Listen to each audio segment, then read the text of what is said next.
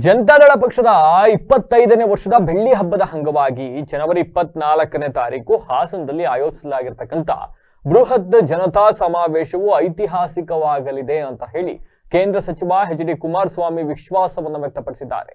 ಇವತ್ತು ಹಾಸನಕ್ಕೆ ಭೇಟಿ ನೀಡಿದ್ದ ಅವರು ಸಮಾವೇಶ ತಯಾರಿಯ ವೀಕ್ಷಣೆಯನ್ನ ನಡೆಸಿದ್ರು. ಎಚ್.ಡಿ. ರೇವಣ್ಣ ಅವರು ಕುಮಾರಸ್ವಾಮಿ ಅವರನ್ನ ವಾಸ್ತು ಪ್ರಕಾರವಾಗಿ ದಕ್ಷಿಣ ಭಾಗದಿಂದ ಬರಮಾಡಿಕೊಂಡರಂತೆ.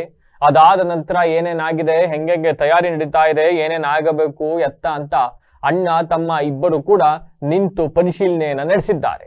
ನಂತರ ಮಾತನಾಡಿರ್ತಕ್ಕಂಥ ಎಚ್.ಡಿ. ಕುಮಾರಸ್ವಾಮಿ ಅವರು ನಮ್ಮ ಪಕ್ಷದ ರಾಷ್ಟ್ರೀಯ ಅಧ್ಯಕ್ಷರಾಗಿರ್ತಕ್ಕಂಥ ಎಚ್.ಡಿ. ದೇವೇಗೌಡರ ಮಾರ್ಗದರ್ಶನದಲ್ಲಿ ರಾಜ್ಯದ 30 ಜಿಲ್ಲೆಗಳಲ್ಲೂ ಕೂಡ ಸಮಾವೇಶವನ್ನ ನಡೆಸ್ತೀವಿ, ಈ ತರದೊಂದು ನಿರ್ಧಾರ ಕೈಗೊಂಡಿದ್ದೀವಿ ಅಂತ ಹೇಳಿದ್ರು. ಅದರ ಮೊದಲ ಸಭೆ ಹಾಸನದಲ್ಲಿ ಆಯೋಜನೆ ಮಾಡಲಾಗಿದೆ ಅಂತ ತಿಳಿಸಿದ್ರು. ಕೇಂದ್ರ ಸರ್ಕಾರ ಹಣ ನೀಡುತ್ತಾ ಇದ್ರು ಕೂಡ ರಾಷ್ಟ್ರೀಯ ಹೆದ್ದಾರಿ ಯೋಜನೆಗಳಿಗೆ ರಾಜ್ಯ ಸರ್ಕಾರ ಭೂಸ್ವಾಧೀನ ಮಾಡದೆ ನಿರ್ಲಕ್ಷ್ಯ ವಹಿಸ್ತಾ ಇದೆ. ಇದರಿಂದ ಹಲವಾರು ಯೋಜನೆಗಳು ಸ್ಥಗಿತಗೊಂಡಿವೆ. ಅದರಲ್ಲಿ ಬಿಳಿಕೆರೆ ಬೇಲೂರು ಯೋಜನೆ ಕೂಡ ಒಂದು.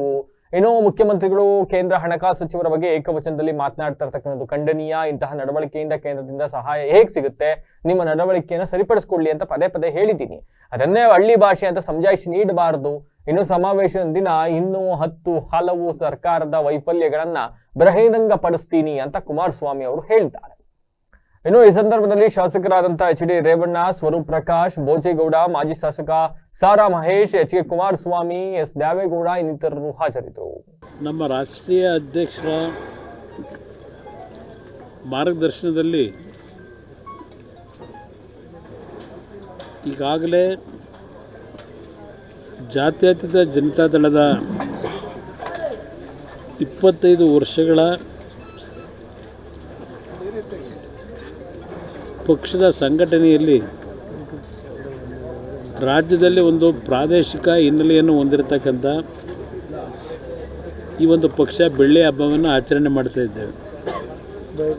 ಈಗಾಗಲೇ ಸಾಂಕೇತಿಕವಾಗಿ ಬೆಂಗಳೂರು ನಗರದ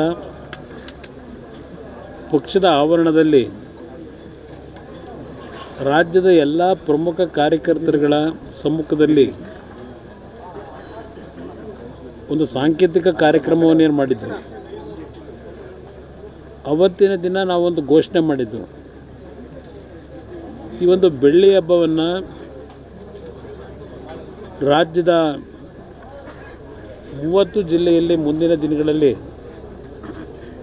ಕಾರ್ಯಕ್ರಮಕ್ಕೆ ಚಾಲನೆ ಕೊಡ್ತೀವಿ ಅಂತಕ್ಕಂಥ ಪ್ರಸ್ತಾಪ ಏನು ಮಾಡಿದ್ದು. ಅದರ ಹಿನ್ನೆಲೆಯಲ್ಲಿ